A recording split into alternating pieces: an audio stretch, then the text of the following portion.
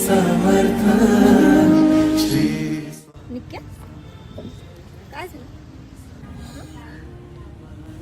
गाईचा कॉल आला होता, पप्पाची तब्येत ठीक नाही म्हणे आणि भैया पण गावी गेले आणि आता आपल्या एक्झाम आहे.